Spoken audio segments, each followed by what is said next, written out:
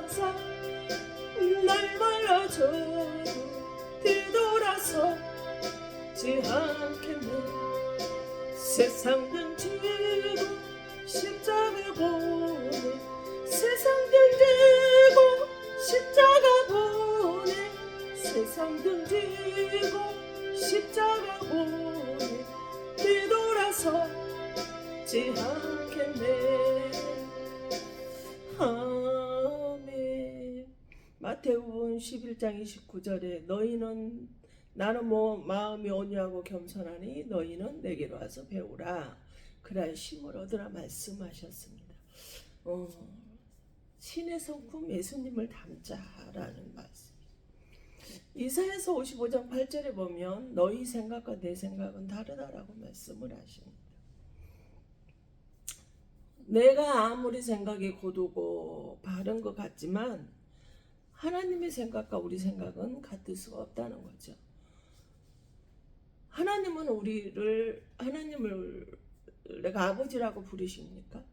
그러면 성품이 닮든지 얼굴이 닮든지 발가락, 손가락이라도 닮게 되더라는 거예요. 우리 부모님을 보면은 어딘지 모르게 어떻게 저런 것이 닮았을까? 저 부분이 닮았다. 딱 저기를 보면은 엄마다 아빠다 우리가 이렇게 말을 하잖아요. 근데 요한복음 1장 15절 영접하는 자 그 이름을 믿는 자들에게는 하나님의 자녀가 되는 권세를 주셨으니.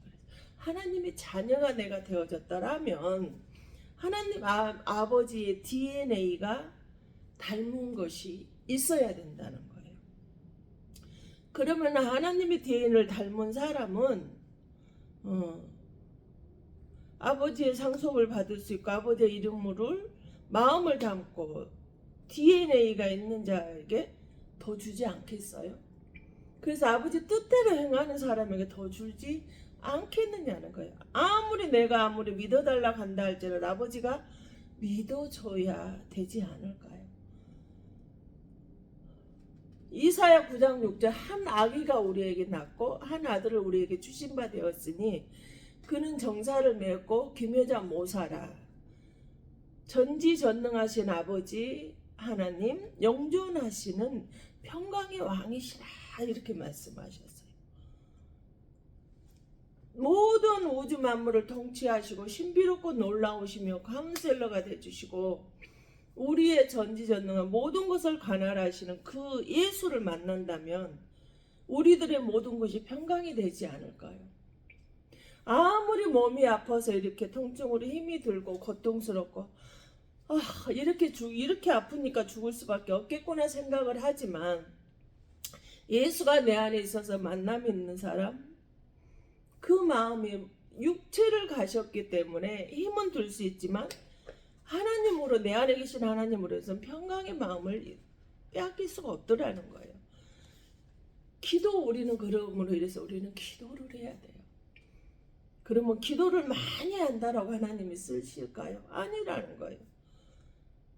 믿음이 좋아 직분을 주는가? 그것도 아니에요. 하나님의 성품, 인격이나 인성이 어느 정도가 되었나 보는 것입니다.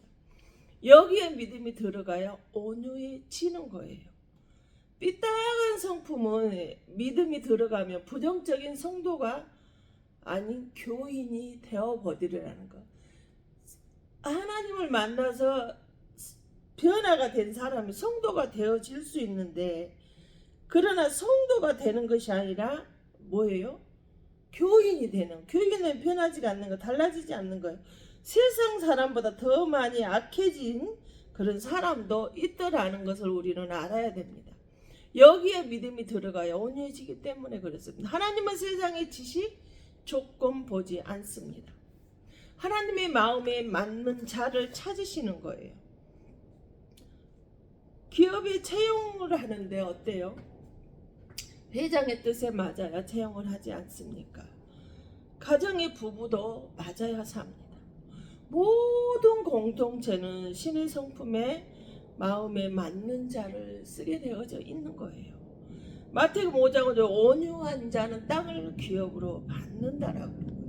5장 9절은 합평케 하는 자는 아버지 아들의 인정을 받는다고 이렇게 말씀을 하셔요. 근데 혈기 많은 자가 다듬어질 때까지 하나님은 우리를 안 쓰고 기다려 주셔요. 교만의 반대는 겸손입니다. 교만한 자, 혈기 많은 자가 다듬어질 때까지 하나님은 기다리고 계시더라 이겁니다. 고린도전서 14장 33절에 보면 합평케 하는 자를 하나님은 찾고 계시더라는 거예요.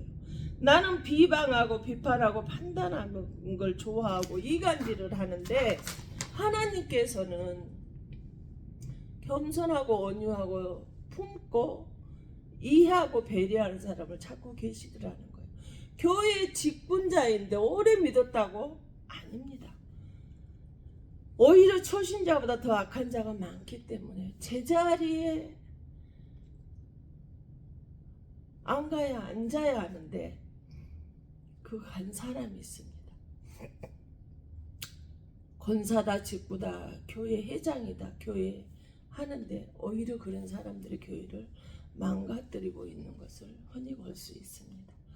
고린도후서 5장 18절 자기와 화목하는 자는 화목해 하는 직분을 주셨다 그랬어요. 장로, 권사 직분, 교회 직분은 우리가 성도들과 화목하라고 주신 직분이라는 거예요. 그 직분을 가지고 교회에서 흔들고 목사를 흔들고 교회를 시끄럽게 하고 권력을 해들으라고 주신 직분이 아니라는 것입니다. 아버지, 엄마, 아내, 자녀에게 화목하게 하라고 엄마라는 직분, 아빠라는 직분을 자식이라는 직분을 주셨다는 거죠. 교회에 나와서 영혼 사냥하는 사람들을 봅니다. 예배 후에 칼질을 해요. 부정적으로 사람들을 헐뜯고 있는 사람을 볼 수 있습니다. 예수님은 우리들의 모든 죄를 덮으러 오셨는데 우리는 내 죄도 많은데 사람들의 죄를 들춘다면 천국에 갈 자가 없다라는 거죠. 고린도후서 5장 14절 15절 모든 사람을 대신하여 예수님이 죽으심으로 인해서 모든 사람이 살아났어요. 하물며 그는 고린도후서 5장 21절에 죄를 알지도 못해요. 죄가 무엇인지조차도 알지를 못하는 그분이 우리들의 모든 죄를 다 감당하시고 죽으셨다는 거죠. 공생의 사역할 때 세례 요한 요단강에서 세례 바르셨어요. 그 전에 사방에서 회개의 세례자들이 있었잖아요. 이 죄를 예수님이 다 뒤집어 쓰고 오셔서 십자가를 지시고 죽으셨어. 나의 죄를 사하시고 구원시키시고 성령을 선물로 주셔서 부활의 신앙으로 천국 가게 하신 것이라 이겁니다. 보라 세상 죄를 지고 가는 하나님의 어린 양이로다고 세례 요한이 예수님이 십자가 요단강 세례를 받고 올라오실 때 말씀하셨어요. 마태복음 7장 1절에 보면 비판하지 마라. 비판하는 그 비판으로 네가 비판을 받는다라고 그랬어요. 이것이 갑절로 오더라고요. 사람은요 허물을 보지 아니하게 헐뜯지 아니하게 궁일의 마음을 주셔야만이 가능하더라고요. 허물만 보게 돼요. 헐뜯게 되더라고요. 빌립보서 2장 6절 근본 본책에 대하신 그녀님은 우리의 허물을 보지 않고 헐뜯지도 아니하시고 우리를 궁일한 마음으로 자비하시고 사랑해 주시는데 우리는 그 사람의 허물만 보고 헐뜯고 불쌍하고 궁일의 마음보다는 오히려 그를 미워하고 죄를 들추는 마음이 있더라는 거죠. 마태복음 11장 19절에 온유와 겸손은 내게 와서 배우라. 나는 온유하고 겸손하니까 너희들이 내게 와서 배우라 하셨어요. 출애굽기 2장 12절에 온 지면의 사람보다 온유함에 승하더라고요. 모세가 이스라엘 백성들을 40세까지 왕자로 애굽의 왕자로 있을 때 모든 문화를 다 능력과 지혜와 지식을 다 습득하고 말만 하면 사람도 다 쓸 수 있고 모든 조건을 갖췄을 땐 하나님이 쓰지 않으셨어요. 근데 광야에서 40년을 내버려 두시고 온 지면의 모든 사람보다 온유함이 승하게 되자 하나님은 쓰셨다는 거예요. 쓰기 시작해 찾아오셨어요. 금은보화가 넘쳐나고 애굽의 왕 차지를 캐쳤을 때, 왕 자격이 있었을 때는 그때는 하나님이 쓰지 않으셨어요. 디모데후 3장 10절에 그래서 모든 것은 하나님의 마음이 맞아야 되는 거죠. 그래서 사도행 7장에서 모세의 지혜에 뛰어나고 말 잘하고 하는 모든 일이 성하더라는 거예요. 말로 다 할 수 있을 때는 하나님이 쓰지 않았다라는 거죠. 그래서 출애굽기 12장 12절에 동족의 애굽이 핍박을 받자 즉흥적으로 충동적으로 감정적으로 그때는 모세가 기도가 없던 사람이었어요. 이때 동족을 돕는다고 한 것이 살인자가 돼서 도망자가 됩니다. 미디안 광야로 훈련시키는데 무술 훈련 아니에요. 민수기 12장 3절에 모세의 온유함이 지면에 모든 사람보다 승하더라. 마태복음 11장에 온유함과 겸손이 누구요? 예수님의 신의 성품이잖아요. 그때가 되니까 하나님이 찾아오셔서 쓰시더라는 거예요. 인격이 다듬어지니 하나님의 능력을 주고 쓰게 되시더라는 거예요. 육신적으로 해결자가 되어 주시는 하나님이 우리를 하나님 마음에 맞으니까 쓰는 거예요. 온유하고 겸손할 때 하나님이 쓰더라는 거죠. 사람 무시 하지 않습니다. 천국은요, 온유하고 겸손한 자가 있는 곳이에요. 가는 곳이에요. 떡과 포도주는 성찬의 제입니다. 고린도전서 11장 17절에 보면 너희가 모일 때 유익이 없고 해로웁니다. 18절은 서로 분쟁, 다투고 싸운다는 거죠. 충동질하고 말로 차례타 부추기는 자들. 19절은 옳다 인정받는 자가 나타난다. 아니 남을 헛듣고 충동질하고 부추기고 싸우고 다투는 게 잘한다 한다는 거죠. 분쟁하는데 잘한다는 거예요.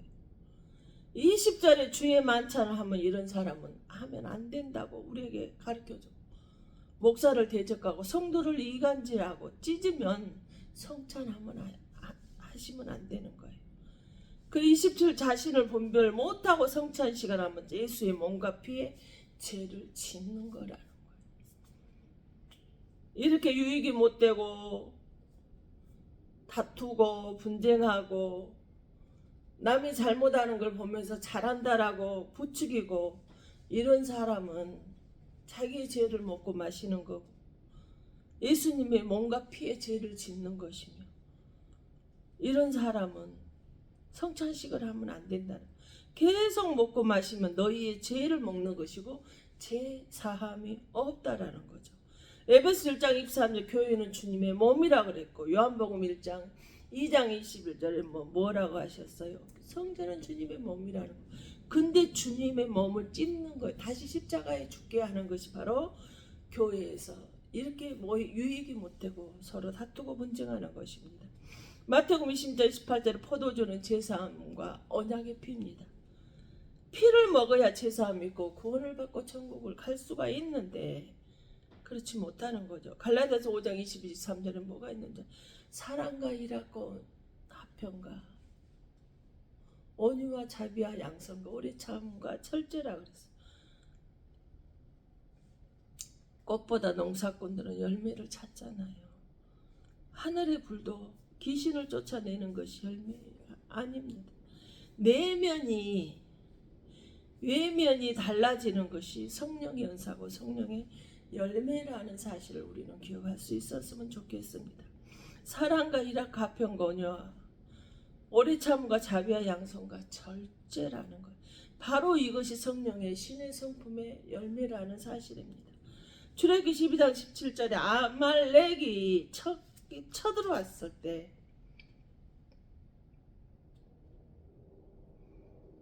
모세가 손을 들면은 이스라엘이 이기고 손을 내리면 아말렉이 이겼어. 근데 사도행전 7장 38절은 광야는 교회라고 그랬거든. 그럼 교회 안에서 일어나는 일이고 손 들고 이기면 전쟁이 이기고 내리면 지는 거예요. 두 사람만이 도와줬어요. 장정만 60만인 중에서 오로지 그 광야 교회에서 모세의 힘들고 고통스러울 때 도와준 건 아론과 홀 두 사람뿐이었다라는 거예요. 그래서 7장 14절에 책에 기록하고 기념하고 외우고 들리게 하라는 거예요. 여호와를 찬양을 하라는 거예요. 기록을 하는. 많은 사람들이 아론과 우리 목사가 힘들고 어려울 때 도와줬던 거를 기억을 하라는 거예요. 성도는 목회자가 연합하는데 여호와 니시라고 합니다. 우리는 이걸 기다려야만 됩니다. 이겨내셔야 돼요. 연합하고 도와줄 때 복을 받습니다. 아론의 28장째 아들 아론은 대대로 제사장 가문이에요.